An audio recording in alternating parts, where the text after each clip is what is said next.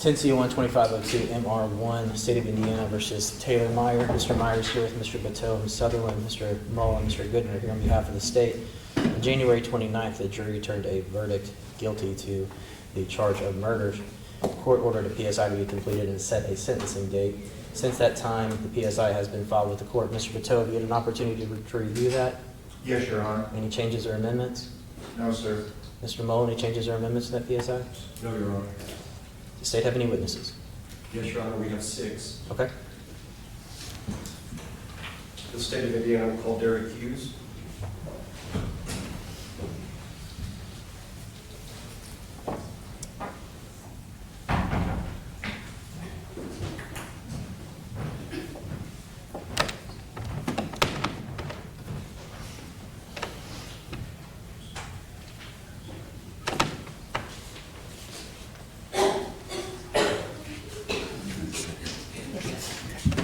Good morning, sir. Can you please raise your right hand for me? Do you swear firm to tell the truth, whole truth, nothing but the truth? I do.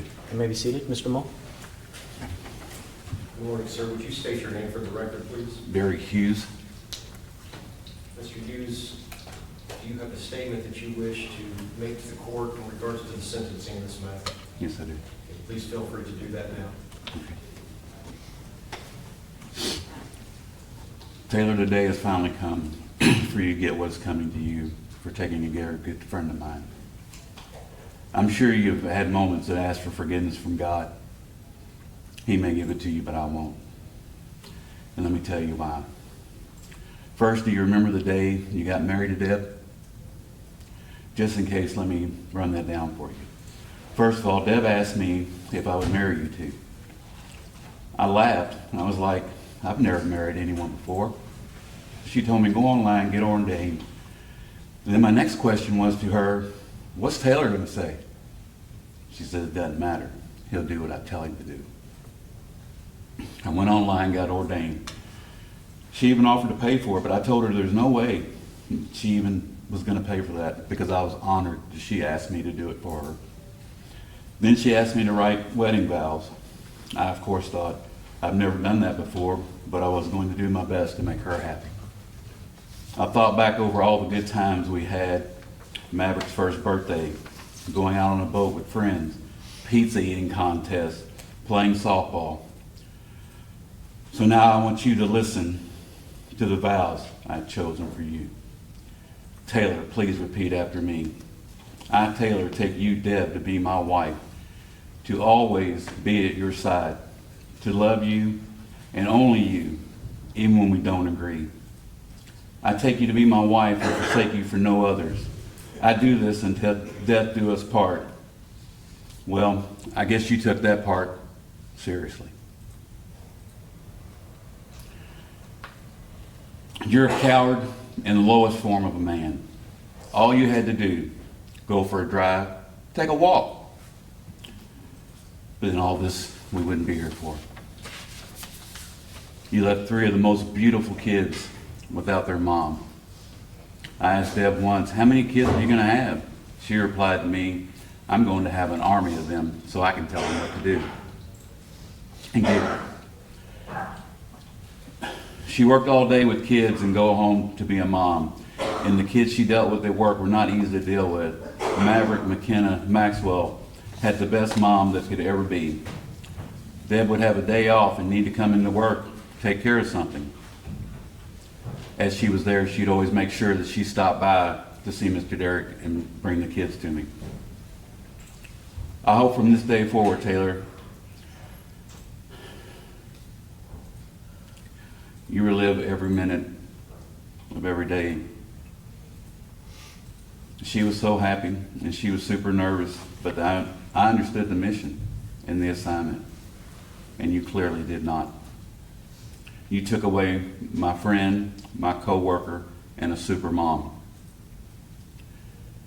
Good luck to you, and hope that you never ever see the light of day ever again. And the pain you have left behind for each of us, the real pain starts at the end of this day. Thank you, Mr. Hughes. I don't have any questions for you, but the defense may. Mr. Bateau, any questions? I have no questions, Your Honor. Thank you. Thank you, sir.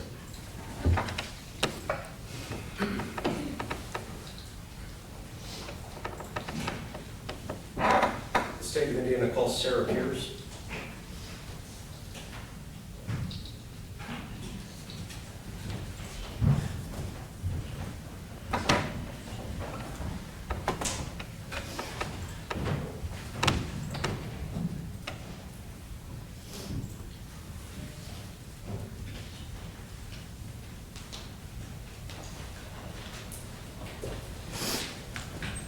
Please raise your right hand, ma'am. You swear firm to tell the truth, the whole truth, nothing but the truth? Yes. You may be seated. Mr. Mull? Good morning, ma'am. Would you state your name for the record, please? Sarah Pierce. Ma'am, what relation do you hold to the victim in the case? She was my sister. Is there a statement that you would like to make to the court this morning for the sentencing? Yes. Would you please do that now, please? My name is Sarah, and I'm the younger sister of Deborah. Deborah was more than a victim in this case. She was my sister and also my built-in friend. Deborah was a person who was always there when needed. She was funny. She could always make you laugh. She loved being a mother, and she was amazing and incredible one. She was also an incredible and amazing nurse who cared for her patients. One of my favorite memories I will always hold close is when she taught me how to drive. The violent and brutal way she was taken from us has changed me and my family's life forever. Since her death, my life has changed in ways I've never imagined. I'm extremely traumatized. I struggle with severe depression and anxiety. I have a difficult time sleeping at night, and when I actually do, I experience nightmares, and I relive that horrific night every single night. Losing her has been the most traumatic loss I've ever experienced in my life. I wake up at 4:30 in the morning in a panic, as that's the time that I discovered that she had been murdered. Our family now faces every day, holidays, and special occasions without her. Our family now faces grieving her loss for the rest of our lives. We no longer feel whole. I only had 11,552 days with my sister when I should have had the rest of my life with her. I want the court to remember that my sister's life mattered and her absence affects us and is felt every single day. Deborah mattered, she was loved deeply, and her absence will never be filled. Thank you, Ms. Pierce. I don't have any further questions of you. Mr. Patel, any questions? I do. Ma'am, in attempting to get witnesses here today, people reported to us that they had received phone calls from your family. Is that true? I don't know nothing about that. Somebody in one of the letters to the judge reported that they were very concerned about harassment. I know nothing of that. Thank you, that's Mr. Mull, any follow-up? no one. Thank you, ma'am.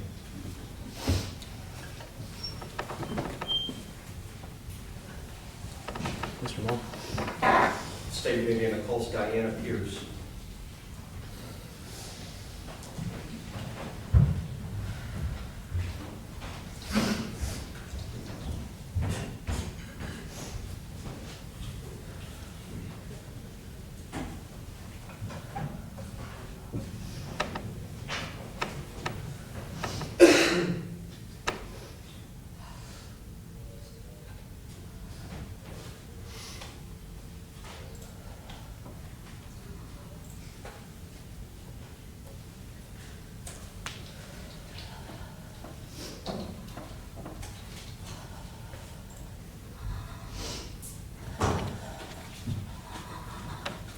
Please raise your right hand, ma'am. You swear firm to tell the truth, the whole truth, nothing but the truth? I do. You can be seated. Mr. Mull?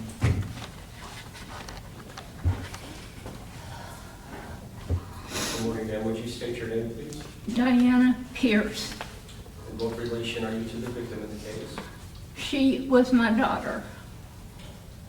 Ma'am, is there a statement that you would like to make to the court regarding the sentencing? Yes. You can do so now, please. I want you to look at me when I read this and not be a coward. First, I would like to thank the court for allowing me to speak here today. I'm Diana Pierce, Deborah's mother.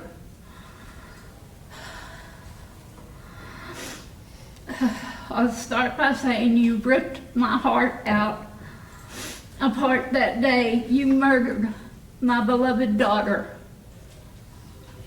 taking her away from me and her family.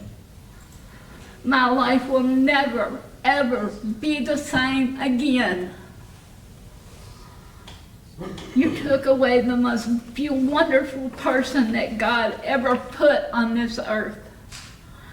She went out of her way to help anyone in need and never asked for help. She was an amazing daughter, sister, aunt, friend, nurse, and most of all, a mother.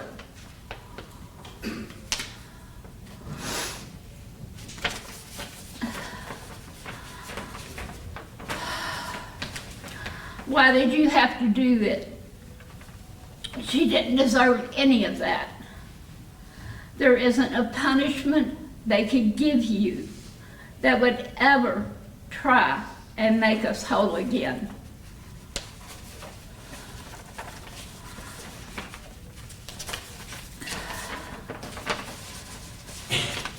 After all I did for you, treating you like my own son, we all went out of our way because Deborah loved you. If you had any clue, or if I had any clue that you could have done such a heinous act to her, I would have done anything to stop you from harming my loving daughter. You don't deserve to live, breathe fresh air. You only deserve the kind of pain you inflicted on my daughter. How can you say you loved her and then turn around and murder her? You could have stopped at any point before you killed her, called 911 and got her help. Then she would still be here with us. But no, you were so set on killing her, you didn't care about anything else but trying to prove you were in control, trying to make her pay. Whatever your sentence is, it will never be enough. Sending you to prison for life is too good, because the taxpayers will have to pay to feed and house you. And that's all I have to say. Thank you, ma'am. I don't have any further questions for you. Thank you. Mr. Battelle? Ma'am, do you know about contact made with possible defense witnesses? Contact from spook numbers? Do what? Do you know of any contact that anyone made to possible defense witnesses to get them not to testify? No, I do not. I don't answer calls I don't know. Thank you, ma'am. Thank you.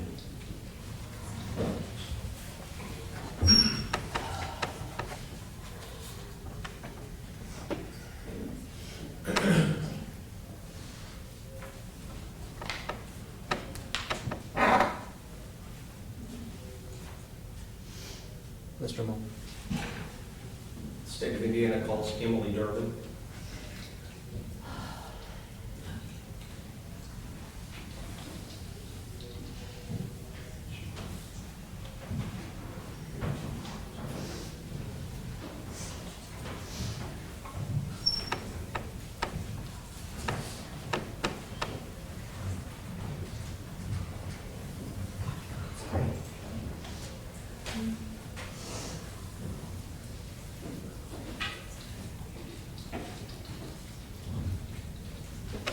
Good morning, ma'am. Morning. Please raise your right hand for me. You swear firm to tell the truth, whole truth, nothing but the truth? Yes, sir. You may be seated. Mr. Mull.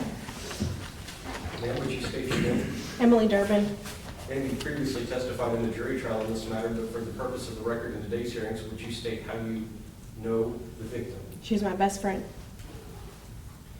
Is there a statement that you would like to make today as it concerns the sentencing? Absolutely. Please do so now. Hello, my name is Emily Durban. Deborah, who I called Deb, is and was my best friend and my person. We did everything together. We went to the zoo, the library, the grocery store, the doctor's office. We weathered life together.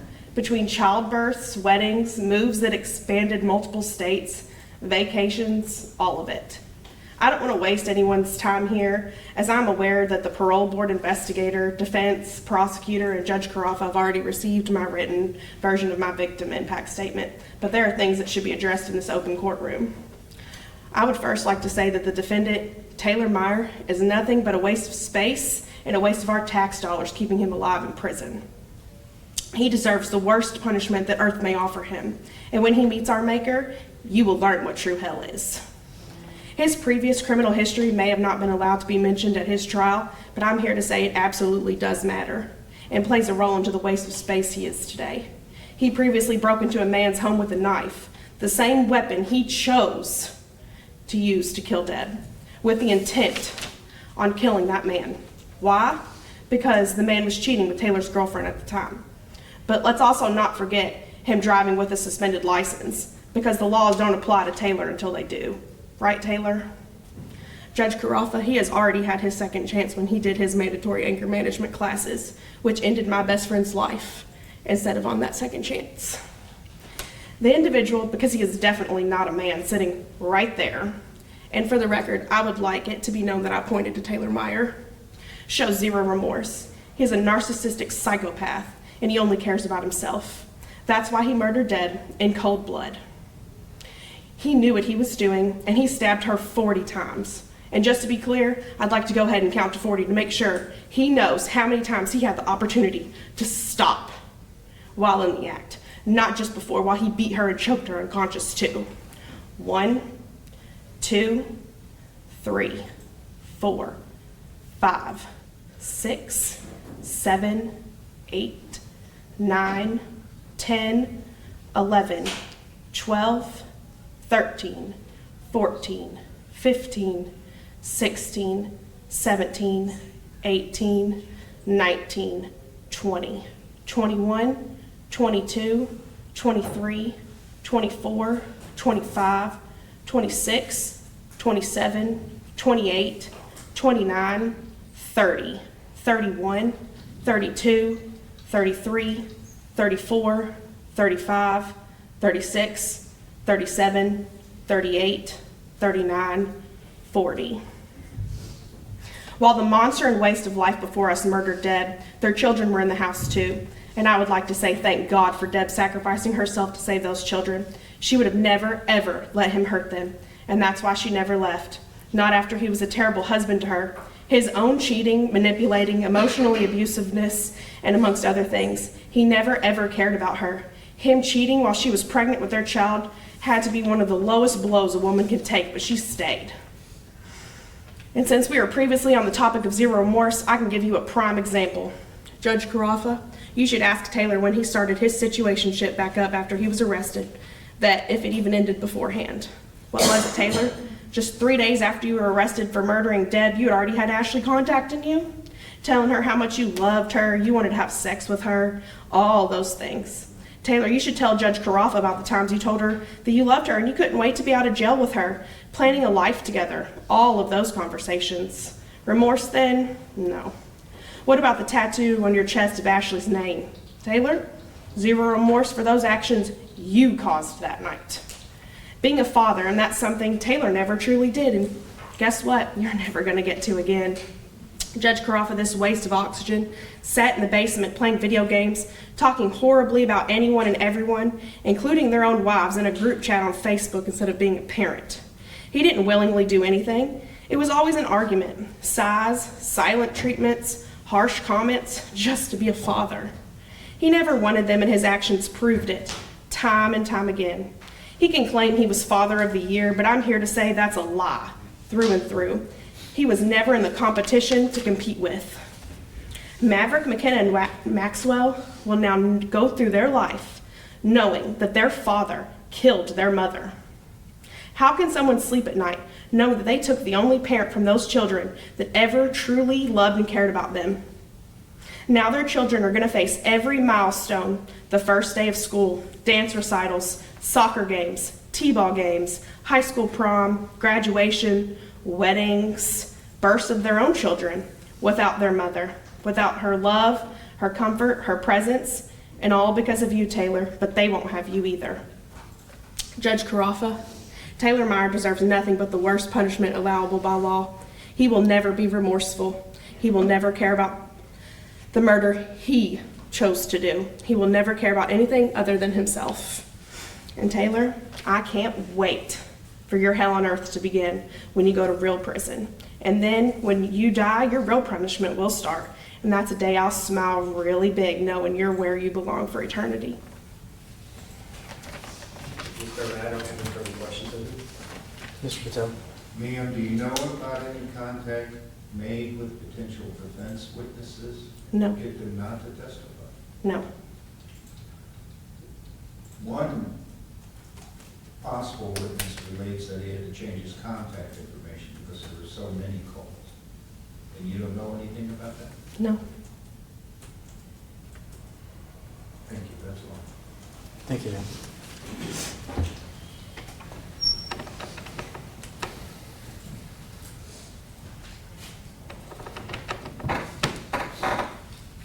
State of Indiana calls Albert North.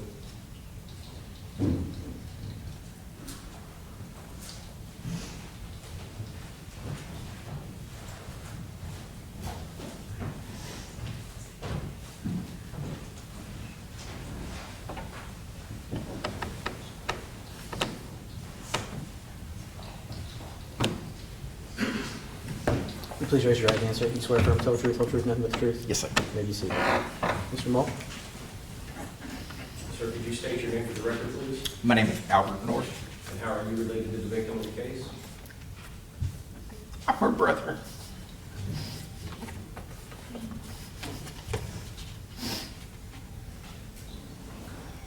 Is there a statement you'd like to make to the court this morning? Yes. Please feel free to do that now.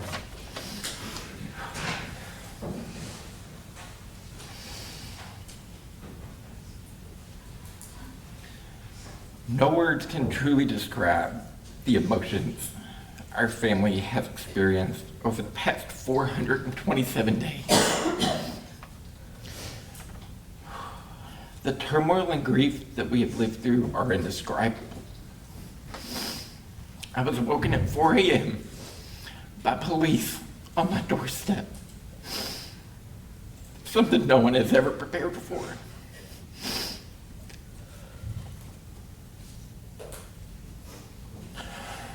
I then had to wake my entire family and rush to the police station, only to be met with the most horrific news.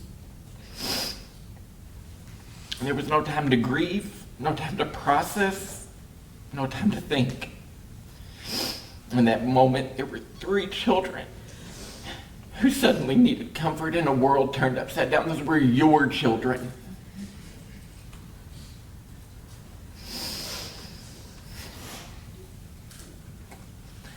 They were taken from their beds by strangers, scared, crying, without the ability to understand what was going on, why their mother wasn't there to hold them. Less than 5 hours after those police knocked on my door and woke me up, I was in your house, cutting the bloody carpet up from where you killed her.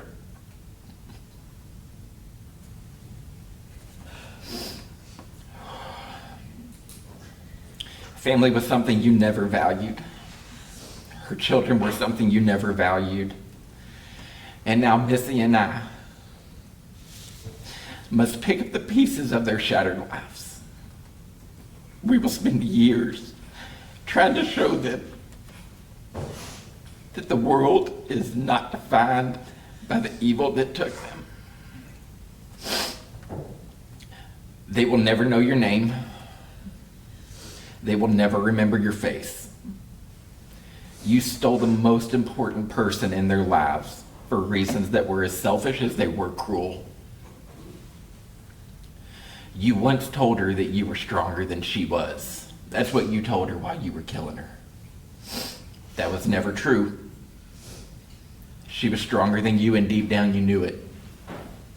And that's why it took you 40 stab wounds to kill her, because anything less and she would have gotten back up.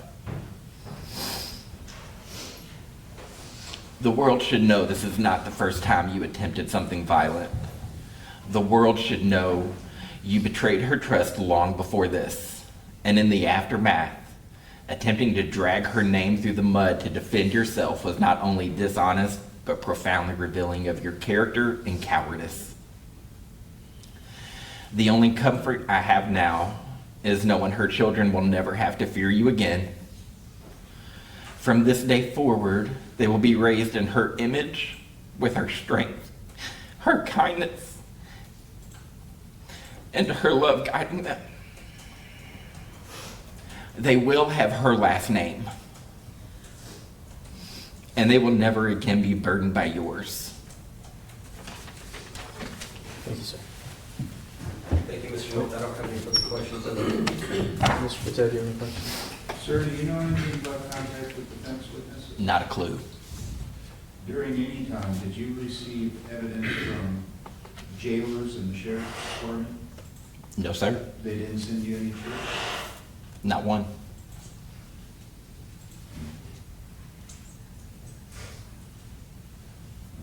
Did you file a civil case against Taylor? I did. Do you remember providing copies of those chirps? Of course. All right, so I want to make sure, because you're under oath. Oh, absolutely. You did receive chirps from jail officers? Didn't you? No, sir. Where'd you get them? The ones that you attached in the civil case? They were provided to me by my attorneys. But I want to make sure, you never received anything directly from a jail officer? Not once. Thank you. Thank you, sir. Mr. Moore? State of Indiana calls Susanna North.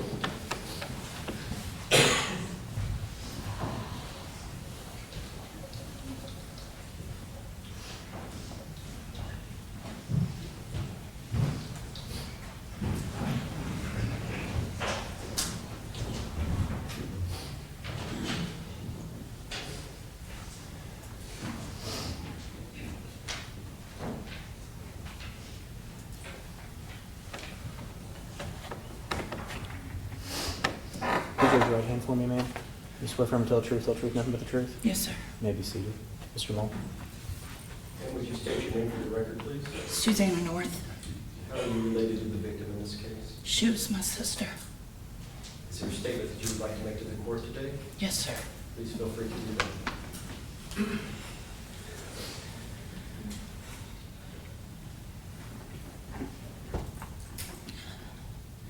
My name is Susanna North, and I'm Deborah's oldest sister. Deborah was a statement I never imagined to speak on this early in my life. Deborah was a kind and selfless person. Deborah was a sensitive soul who wore her heart on her sleeve. If she was happy, hurt, mad, or sad, one could instantly tell, because emotions are not something we hid well. Deborah had the biggest heart and the most beautiful smile. A person who helped with everything and took joy in it. Deborah will no longer be able to share her caring nature with her patients through nursing, her kindness and big heart with her friends and her family. As a sister, I miss the moments she shared with us during family events. I miss having a person in my life that truly understood what I'm going through, as a mom, as a wife, as a daughter. Because we were cut from the same cloth, went through the same trauma as children, and came through to adulthood as stronger women together. I will miss watching Deborah evolve as a mother, watching her grow through the next phases in life. Deborah truly was a patient person. I miss watching her patience in action as she handled sibling squabbles, whether it was between her children or her own siblings or her nieces and nephews. I simply miss seeing her smile and hearing her laugh. A person who always had us smiling and laughing with a joke or a sassy comment. Deborah's laugh was infectious, filling the room with light and love. I miss being able to call her, and I miss her random check-ins. Deborah was one of a kind who can never be replaced. I love my sister, and I miss her presence every day. I hate talking about her in the past tense.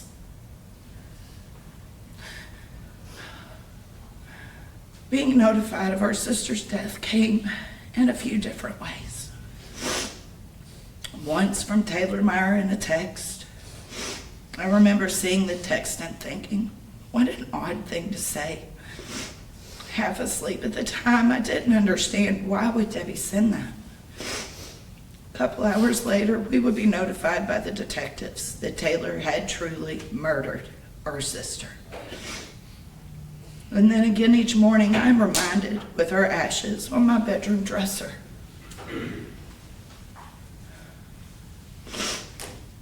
From that fateful night on February 14th, 2025, the following week quickly blurred together as we tried to wrap our heads around the nightmare that was unfolding. Coming home to tell my girls their aunt was murdered by Mr. Meyer was the hardest thing that would follow.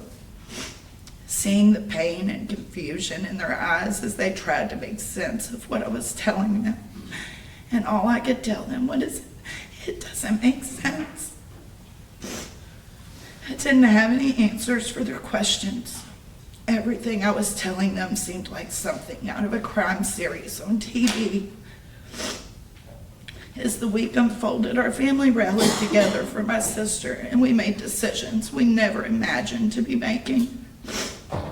Cremation or burial, open or closed viewing, writing her obituary, writing words for her ceremony. To give full understanding as to the emotional impact of my sister's murder, I will describe a dream I had 10 to 12 months before her death. For me, having a dream is a rare occurrence. If I have dreams, I don't remember them after waking. But this dream was different. To describe the dream, I was in a department store looking for a shirt. I recall it being an odd scenario because with me in various parts of the store were my mother, my oldest daughter, and my brother's daughter. It was odd because I rarely shop with other people, and I was actively looking for a shirt or top of some kind. I was on the phone with someone who was helping me figure out what kind of top to buy. I found a sweater and I put it on over my clothes, right there in the middle of the department store. I faced a mirror, one that was hanging on a column within the area. My face red, like I'd been crying. The sweater wasn't my color. It was a lavender purple. I remember feeling hot and constricted in the top, so I took it off and told the person on the phone that I had what we needed and left. This is all I remembered of the dream itself. But what came next when I woke was this immense, unbearable feeling of sadness, like a heavy weight sitting on my chest. That morning when I woke, I couldn't shake the feeling of the dream. It felt so real, yet so confusing because nothing made sense. The task of finding a top, shopping with people, talking on the phone while shopping. It was like an omen of something to come. I sat with those feelings in this dream for a few hours before deciding to contact my brothers and sisters individually for a wellness check. Everyone was fine, but I couldn't shake it.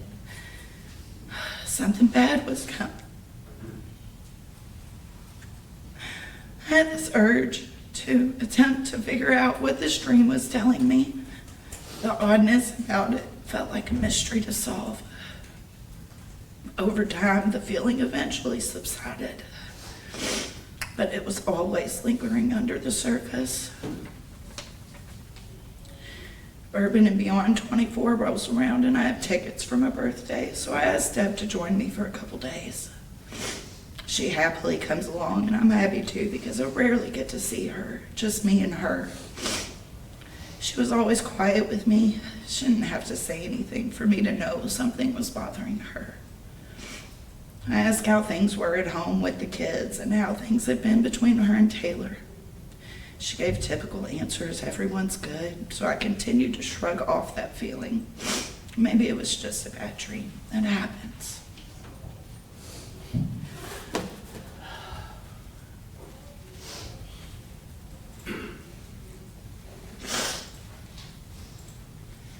I didn't know it then, but I would relive that dream down to every detail, including walking through the department store with Emily on the phone and half my family in tow, frantically searching for a top for Deborah. The week that followed my sister's murder, I was tasked with picking the clothes she would be dressed in for viewing at the funeral home. Usually when someone is buried, the family gets to pick clothes for their loved ones. They don't have restrictions for what will be suitable for viewing.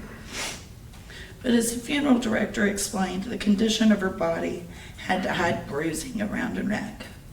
We had to hide the cuts to her chest and her arms, and bruising along her entire upper torso. I remember being so angry and frustrated, trying to find something that would look pretty, be reflective of my sister's style, but would also serve its purpose, to cover all the damage inflicted in her last moments alive. It was an amazingly difficult task, but one I was meant to complete. In that moment, finding the shirt from my dreams in real life, I knew I had failed to solve the mystery. It was too late. Big sister, the problem solver, had failed to protect my sister.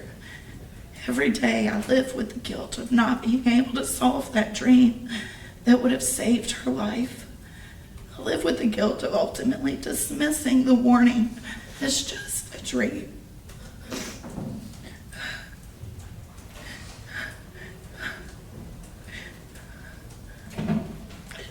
To explain another side of the emotional impact my sister's murder has left, I'll take you back 5 years ago when I was in the beginning stages myself of an affair that would last almost 16 months and nearly end an 18-year relationship.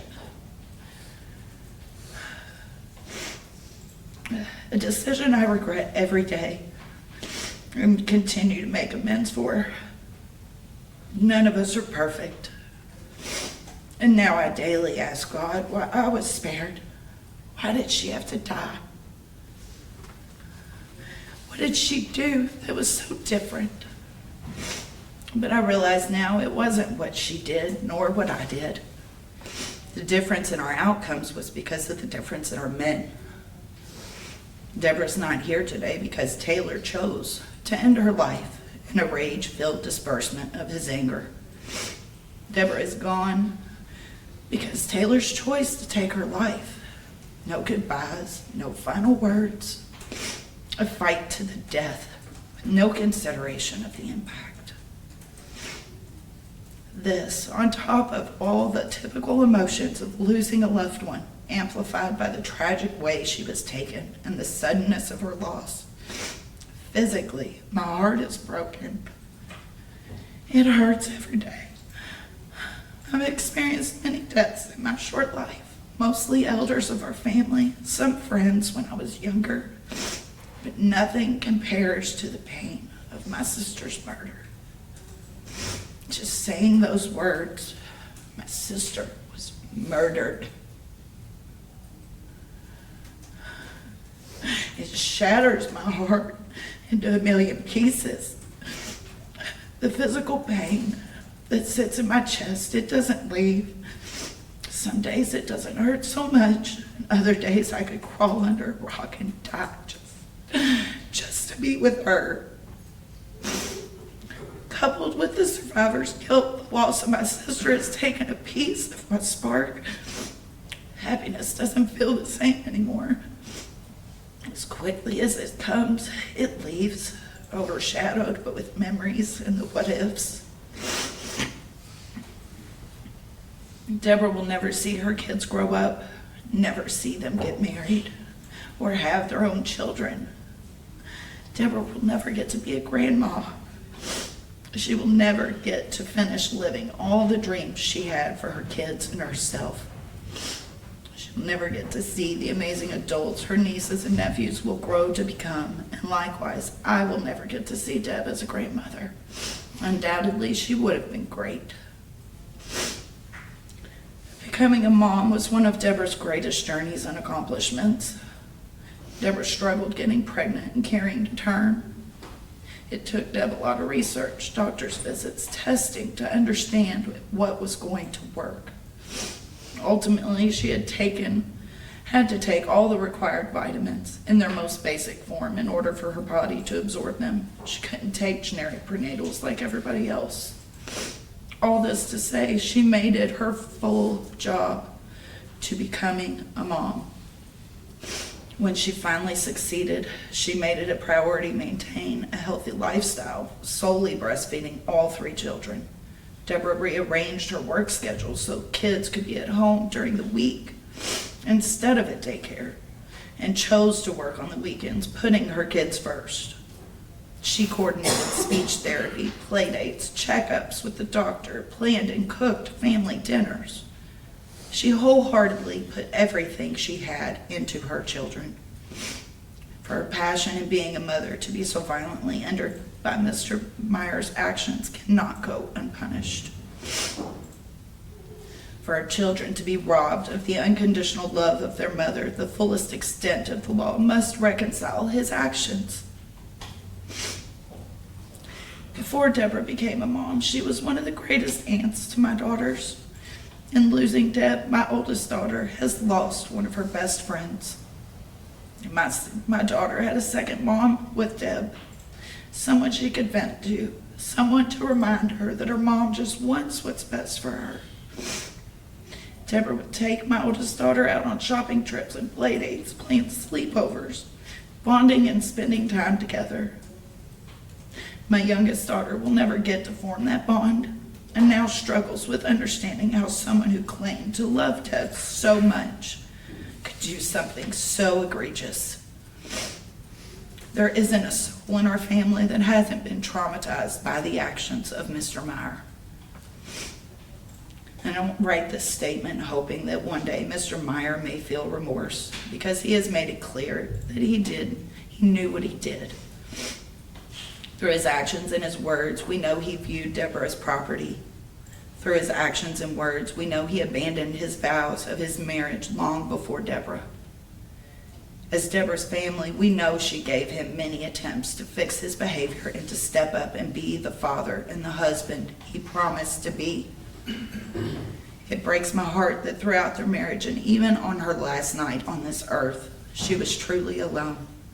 Raising a family is incredibly difficult when both parties aren't fully committed. Mr. Meyer's words in the card, "You won't have to carry us alone any longer."